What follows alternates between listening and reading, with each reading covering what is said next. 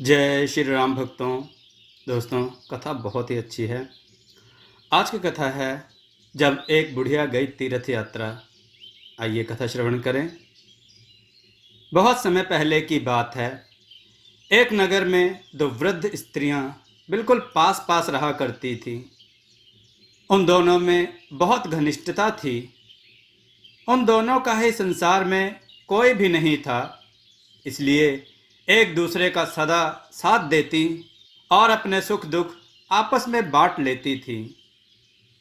एक स्त्री हिंदू थी तथा दूसरी जैन धर्म को मानने वाली थी।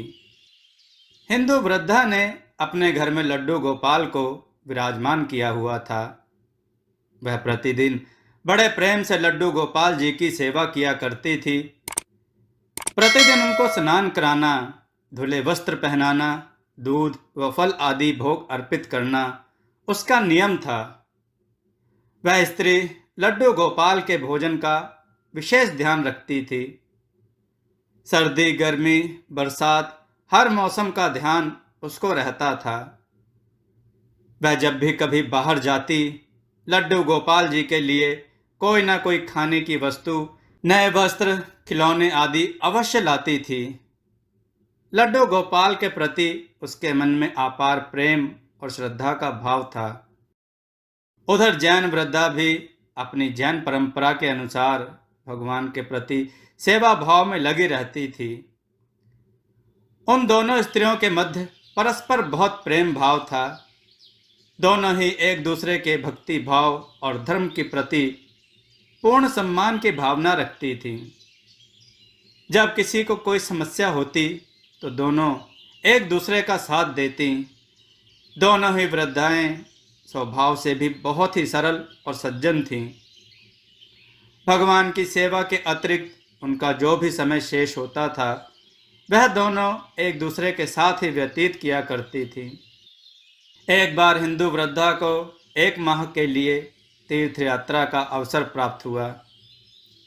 उसने दूसरी स्त्री से भी साथ चलने का आग्रह किया, किंतु वृद्ध अवस्था के कारण, अधिक न चल पाने के कारण उस स्त्री ने अपनी विवशता प्रकट कर दी।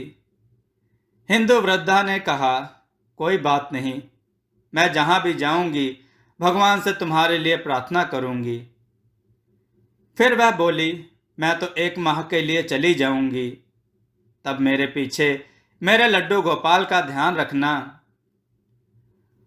उस जैन वृद्धा ने सहर्ष ही उसका यह अनुरोध स्वीकार कर लिया।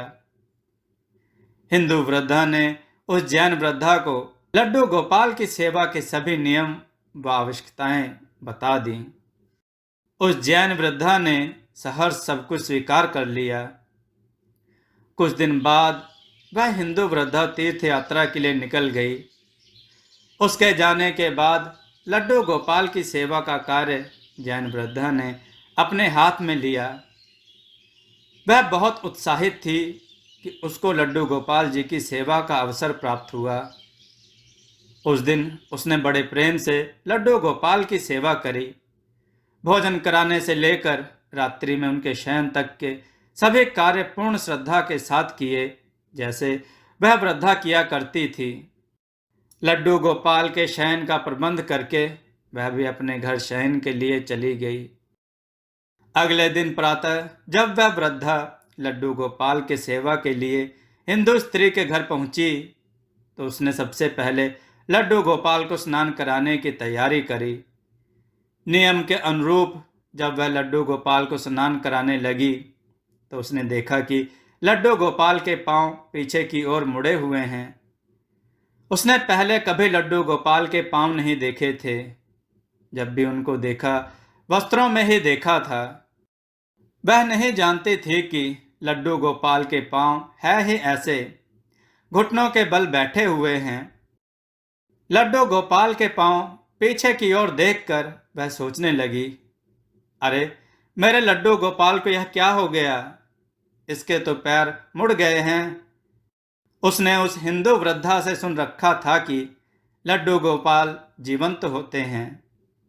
उसने मन में विचार किया कि मैं इनके पैरों की मालिश करूंगी, हो सकता है इनके पांव ठीक हो जाएं।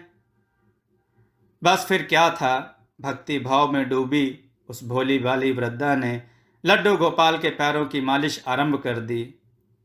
उसके बाद वह नियम से प्रतिदिन 5 बार उनके पैरों की मालिश करने लगी।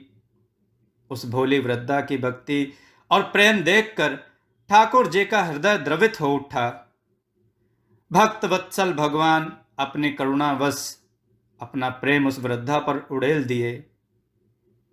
एक दिन प्रातः उस जैन वृद्धा ने देखा कि लड्डू गोपाल के पांव ठीक हो गए हैं और वह सीधे खड़े हो गए हैं।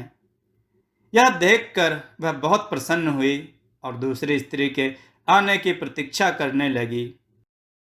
कुछ दिन पश्चात दूसरी स्त्री वापस लौटी तो उसने घर आकर सबसे पहले अपने लड्डू गोपाल के दर्शन किए। किंतु जैसे ही वह लड्डू गोपाल के सम्मुख पहुंची तो देखा कि वह तो अपने पैरों पर सीधे खड़े हैं। यह देखकर वह अचंभित रह गई। वह तुरंत उस दूसरी स्त्री के पास गई और उसको सारी बात बताई और पूछा कि मेरे लड्डू गोपाल कहाँ गए। यह सुनकर उस जैन स्त्री ने सारी बात बता दी। उसकी बात सुनकर वह वृद्ध स्त्री सन्न रह गई और उसको लेकर अपने घर गई। वहां जाकर उसने देखा तो लड्डू गोपाल मुस्कुरा रहे थे। वह लड्डू गोपाल के चरणों में गिर पड़ी और बोली, हे गोपाल, आपकी लीला निराली है। मैंने इतने वर्षों तक आपकी सेवा करी किंतु आपको नहीं पहचान सकी।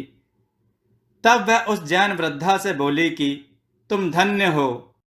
तुमको नहीं मालूम कि हमारे लड्डू गोपाल के पांव तो ऐसे ही हैं, पीछे की ओर, किंतु तेरी भक्ति और प्रेम ने लड्डू गोपाल के पांव सीधे कर दिए।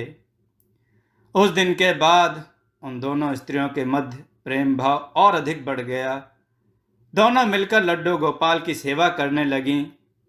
वह दोनों स्त्री जब तक जीवित रहीं तब तक लड्डू गोपाल जी की सेवा करती रहीं। बोलिए राधे कृष्ण भगवान की जय।